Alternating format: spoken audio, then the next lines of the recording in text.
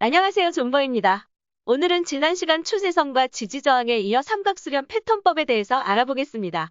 영상 시작 전 구독과 좋아요, 알림 설정까지 부탁드리고 내가 이미 알고 있다고만 생각하지 마시고 꼭 한 번씩 복습 차원에서라도 영상 끝까지 보셔서 정확한 투자 정보를 얻어가시길 바랄게요.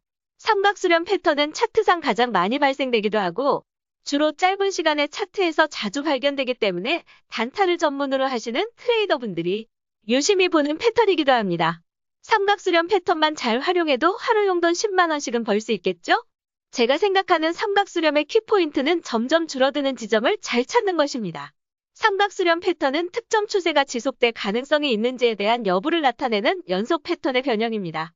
비트코인 및 기타 암호화폐 시장에서 꽤 자주 볼 수 있기 때문에 비트코인 트레이더는 거래 타이밍의 한 수단으로 삼각 패턴을 사용할 수 있습니다. 삼각수렴 패턴 종류는 한 점으로 수렴하는 두 개의 트렌드 라인으로 형성되고 상승 삼각수렴, 하락 삼각수렴, 그리고 대칭 삼각수렴으로 구분됩니다. 상승 삼각수렴은 강세 전망을 나타냅니다. 고점은 상대적으로 평평한 오버헤드 저항 수준을 나타냅니다. 저점은 추세가 지속됨에 따라 점차적으로 더 높은 지지선으로 시장의 상승세를 보여줍니다. 상대적으로 고점은 일정한 가격대를 기준으로 저항선을 유지하고 있지만 저점은 계속해고 높아지고 있다. 이는 하락 구간에서 강한 매수세가 들어온다는 의미이며 고점에 대한 매물대 도전을 지속적으로 한다는 것으로 풀이할 수 있습니다. 그러므로 삼각형이 수렴하는 지점에서 매물대를 뚫어내고 상방으로 변동성이 커질 확률이 높은 것입니다. 반대로 하락 삼각수렴은 그 반대의 추세, 곧 약세를 나타냅니다. 이 경우 저점은 균일한 가격 지지선을 나타내고 고점은 패턴이 진행됨에 따라 점차적으로 낮은 저항을 보입니다. 하락 삼각형이 하방으로 변동성이 좀 더 큰 이유는 역시 패턴을 확인해보면 유추할 수 있습니다. 주로 하락장에서 하락 삼각형 패턴이 유효할 확률이 높은데 고점이 점점 낮아지는 것에서 매도 세력이 매수 세력보다 힘이 강하다는 것을 알 수 있습니다. 결국 삼각수렴의 지점에서 매수 세력이 매도 세력을 이기지 못하고 지지선이 완전히 돌파되는 경우가 많은 것입니다. 상승 및 하락 삼각수렴 패턴은 상당히 명백한 상향 또는 하향시장 움직임을 보여주지만 대칭 삼각수렴은 일반적으로 돌파 이전의 시장 불확실성을 나타냅니다.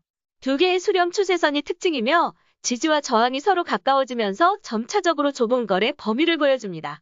시장이 우유부단해짐에 따라 대칭 삼각수렴은 다가오는 돌파구 또는 붕괴를 예상할 수 있음을 나타냅니다. 대칭 삼각수렴은 대칭 삼각수렴을 식별한 후 가격이 두 방향 중 하나로 움직이기 시작하면 트레이더는 그에 따라 포지션을 열 수 있습니다. 지금 보시는 차트는 비트코인의 과거 차트인데요. 이처럼 캔들이 점차 협소한 모습으로 점점 줄어드는 모습을 보이면서 어센딩 트라이앵글이 나오면 상방으로 약 70%, 80% 이어질 가능성이 높은 것이고 만약 어센딩임에도 불구하고 하방으로 내려간다면 20에서 30% 정도 떨어진다는 뜻입니다.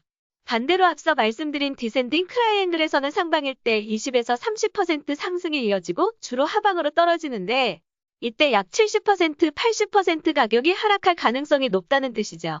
삼각수렴 패턴의 예측 전략으로 트레이더가 상승 삼각수렴의 형성을 본다고 가정해 보겠습니다. 이는 일반적으로 다가오는 강세 돌파를 나타내는데요. 트레이더는 삼각수렴 지지선 부근에서 주문을 넣습니다. 강세 돌파를 기다리지 않고 이 수준에서 주문하면 잠재적으로 더 많은 수익을 얻을 수 있습니다.